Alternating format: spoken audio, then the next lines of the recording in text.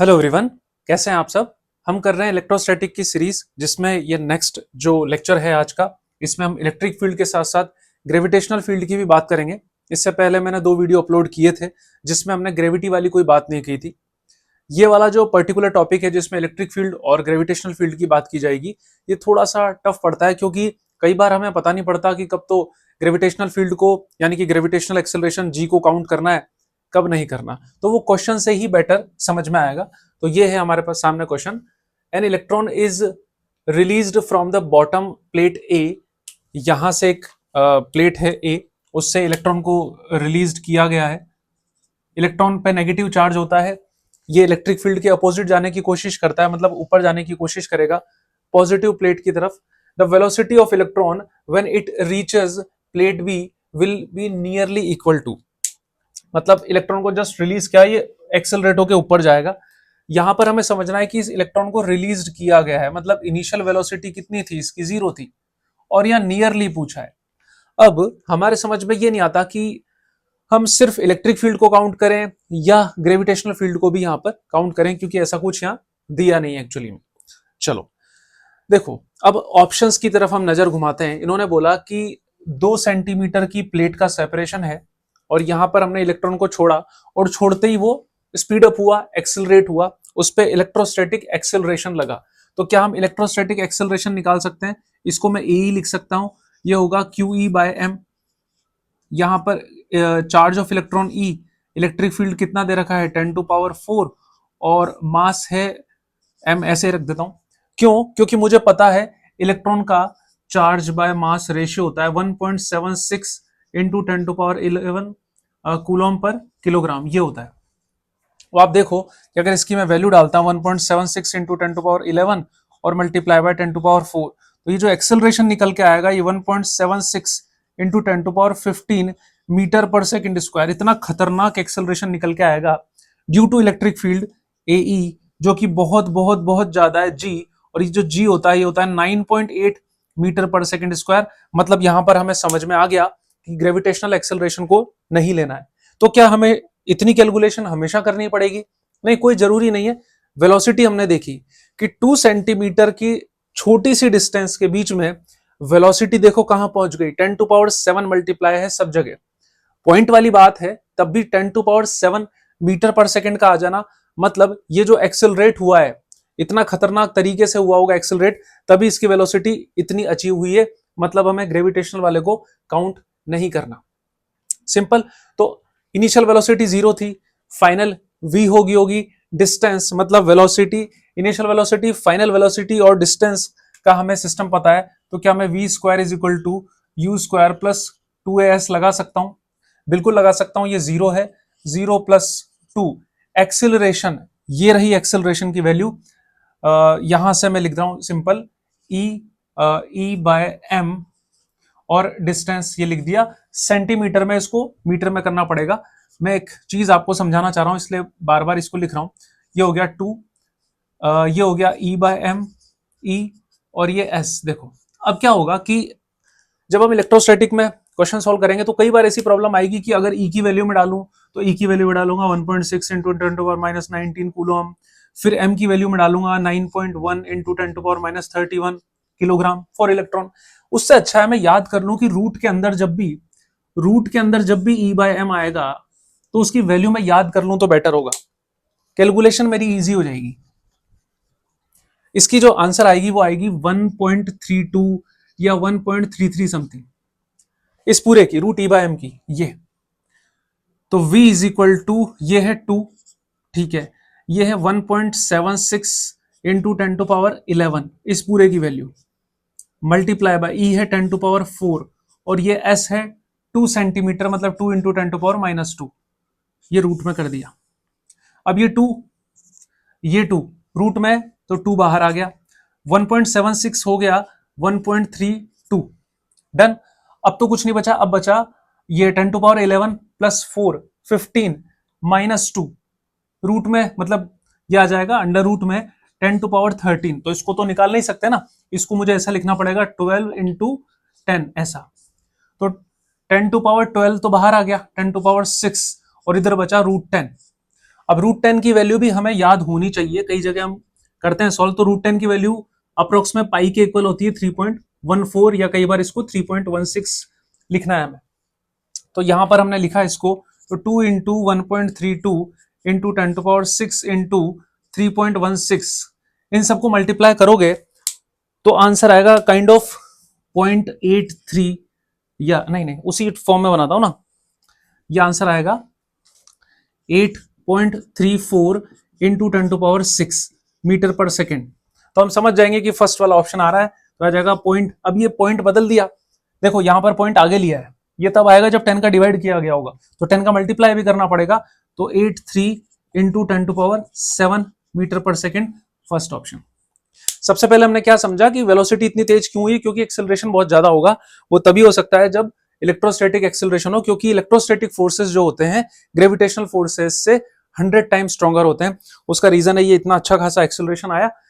वो जो बात मैं बोल रहा हूँ 100 टाइम स्ट्रॉन्गर वाली, वो चार्जेस के लिए, पॉइंट चार्जेस के लिए। अगर मैसिव बॉडी होती जाएगी जैसे हमारे प्लेनेटरी सिस्टम है तो यस ग्रेविटेशनल फोर्स बहुत पावरफुल होता जाता है, उसी वजह से तो हम एग्जिस्ट कर रहे हैं।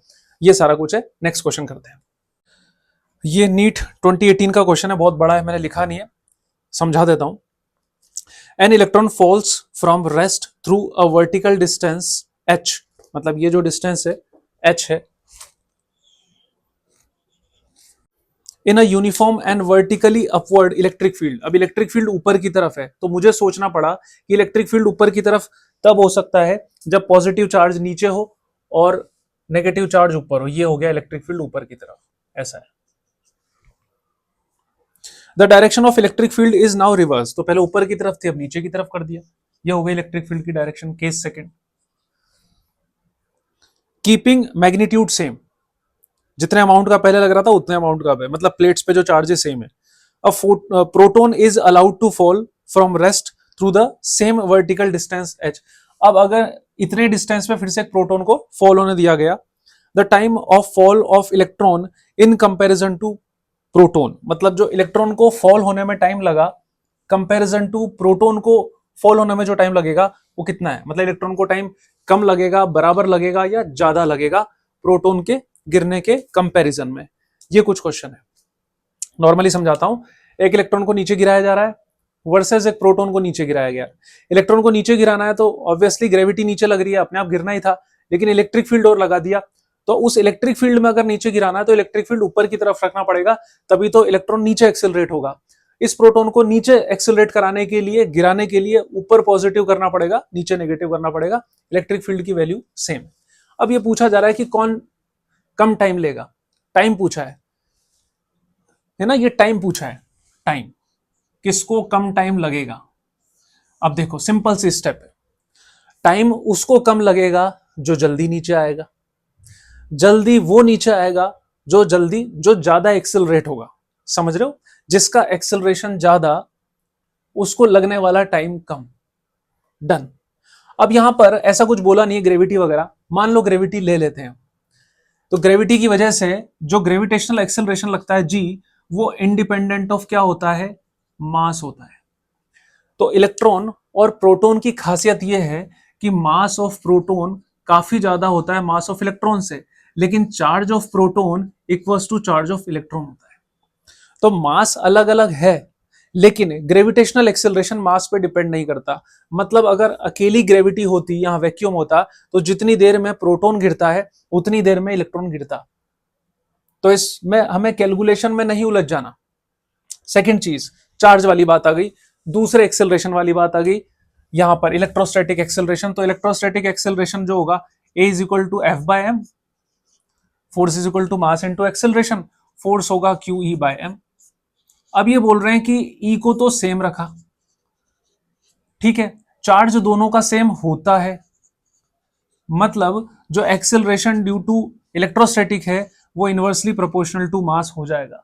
जिसका मास ज्यादा उसका एक्सेलरेशन कम।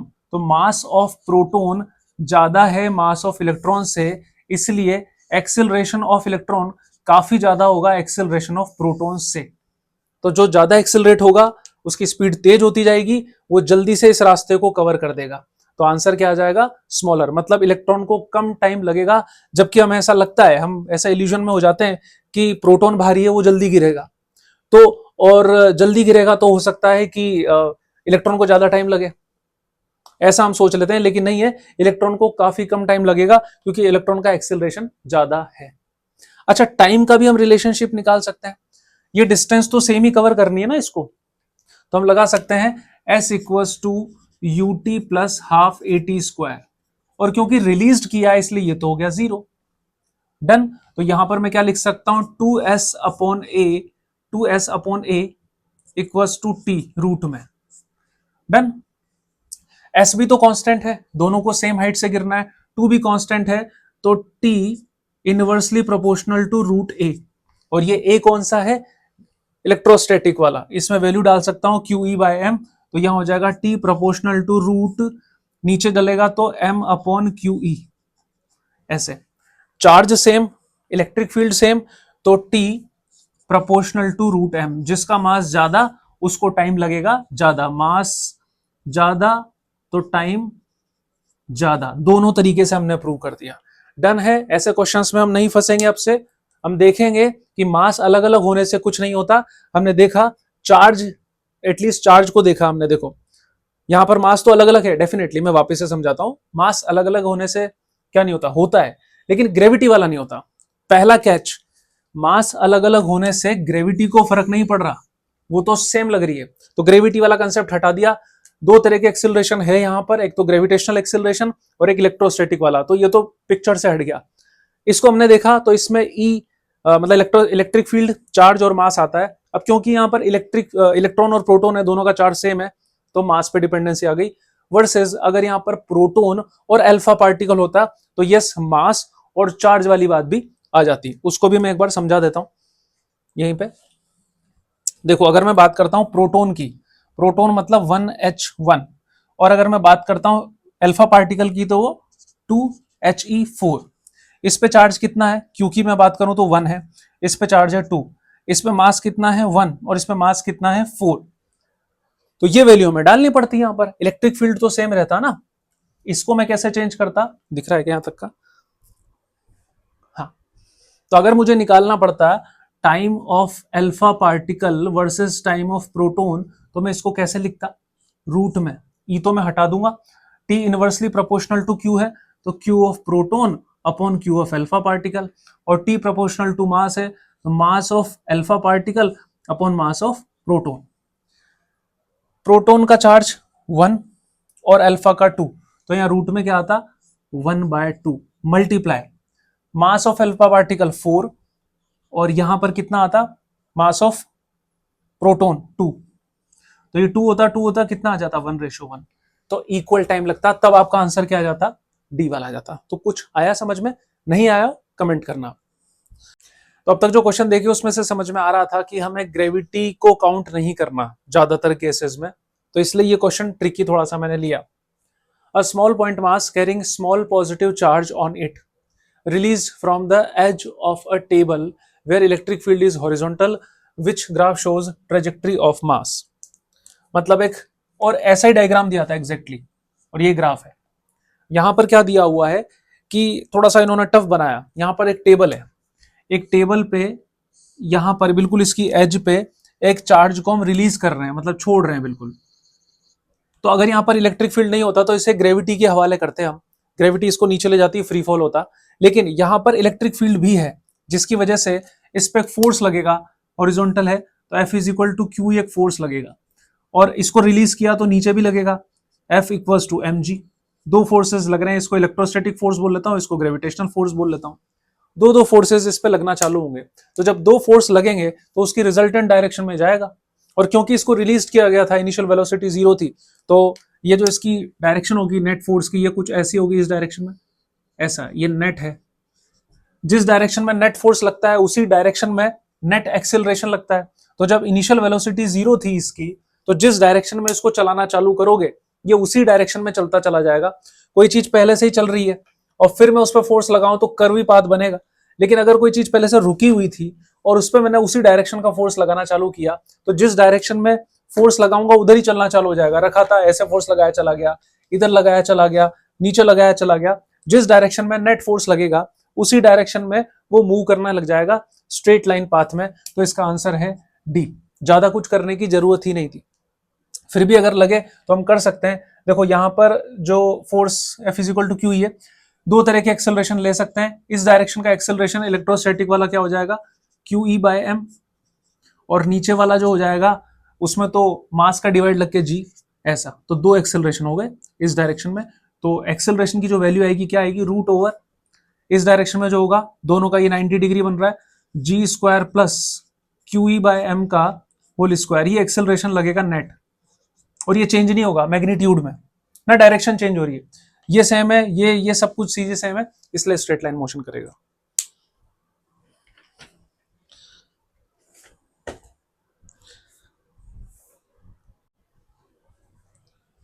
तो क्वेश्चन वही निकल के आता है कि हमें कैसे पता लगेगा कि कहीं ग्रेविटी लगानी है नहीं लगानी है।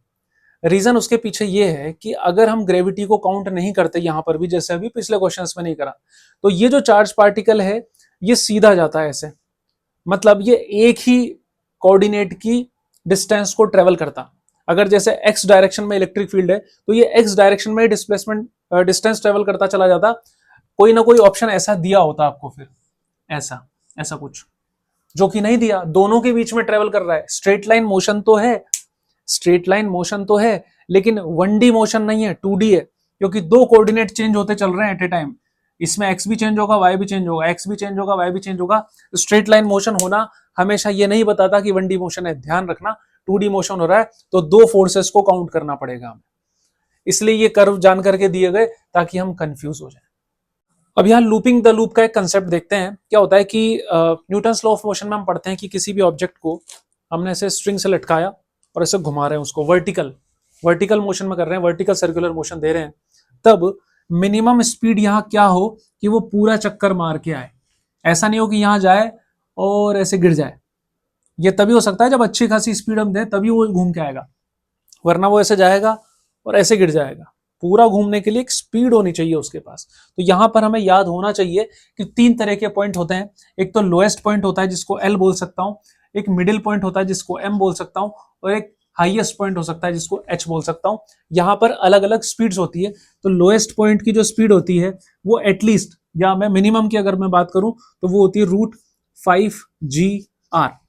यहां पर होती है मिडिल की √3 GR, और यहां पर होती है ये हाईएस्ट पॉइंट की √GR। अब ये G क्या है, ग्रेविटेशनल एक्सेलरेशन है। जब इलेक्ट्रोस्टैटिक फील्ड है ही नहीं तब की हम बात कर रहे हैं, तो ये इफेक्टिव समझ लो, जो भी समझ लो, यहां पर इफेक्टिव एक्सेलरेशन आता है हमेशा। तो ये ग्रेविटेशनल एक्सेलरेशन है, ये रेडियस है, उस स्ट्रिंग की लेंथ है एक्चुअली में। इतनी स्पीड नीचे होगी तो ये घूम पाएगा। अगर आप इतनी स्पीड से इसको फेंकोगे तो मिडिल पॉइंट पे इसकी स्पीड ये रहेगी और टॉप मोस्ट पॉइंट पे इसकी स्पीड ये रहेगी। मतलब अगर टॉप मोस्ट पॉइंट पे इसकी स्पीड ये आ रही है तो इसको इतनी स्पीड से नीचे से फेंका गया होगा।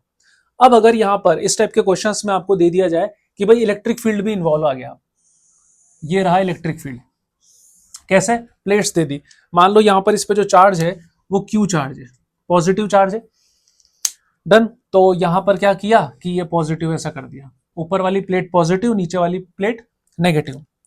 तो इनिशियली जब इस पे मास m था तो ग्रेविटेशनल, यहां का मैं बना के बता रहा हूं, देखो ग्रेविटेशनल एक्सेलरेशन नीचे लग रहा था g, डन।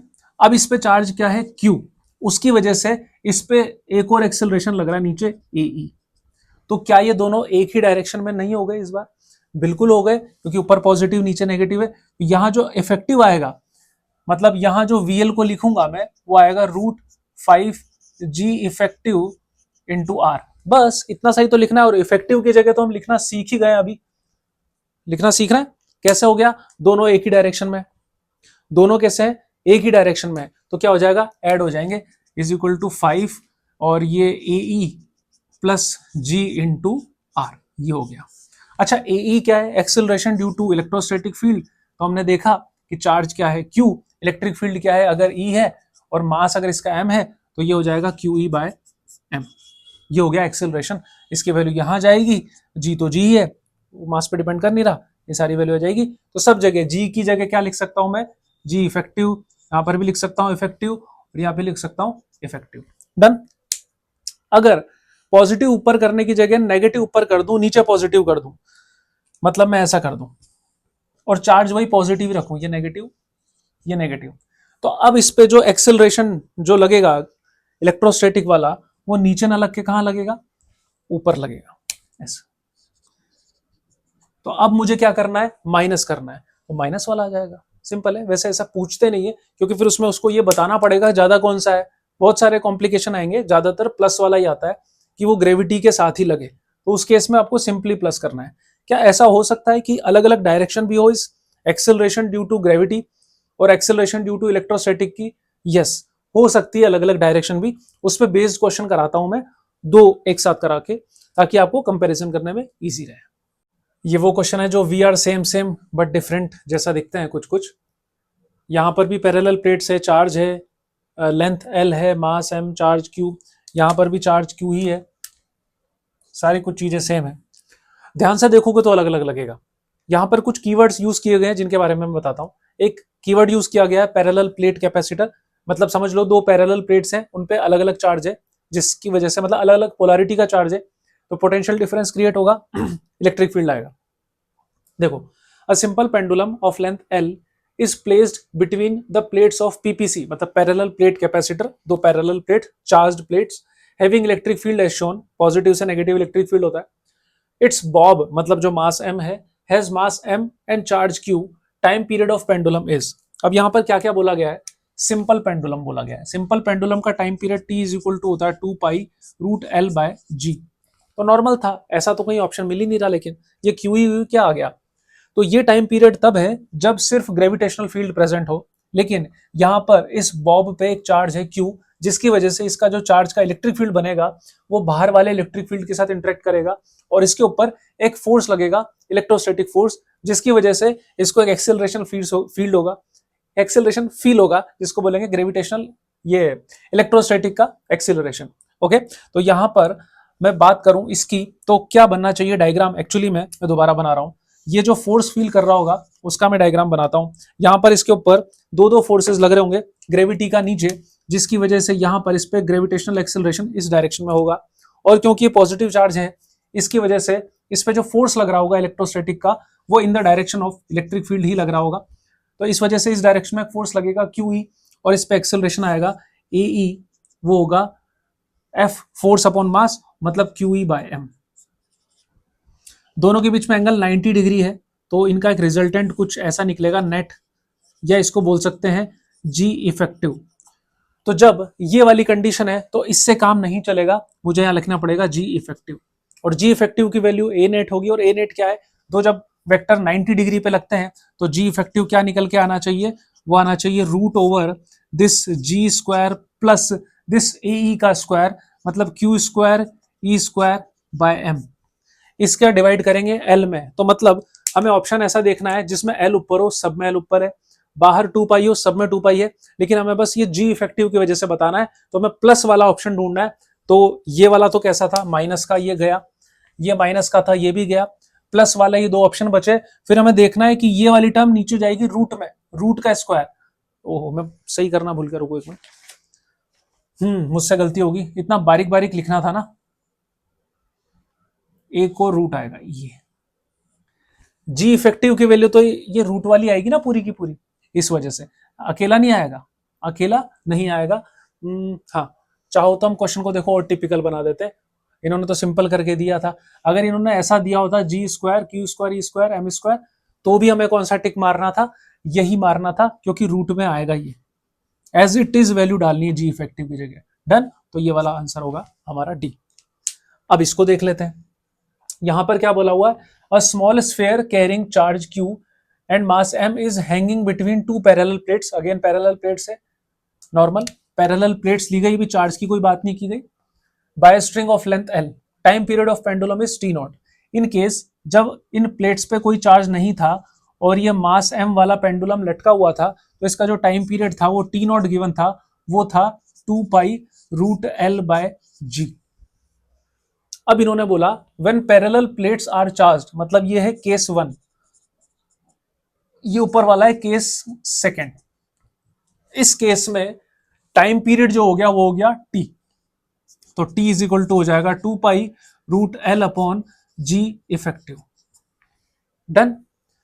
अब हमें T अपॉन T नोट की वैल्यू निकालनी है। मैं यहां से कुछ कुछ मिटाना चाहूंगा, तब जाके क्लियरिटी आएगी। मैं मिटा रहा हूं यहां से इसको।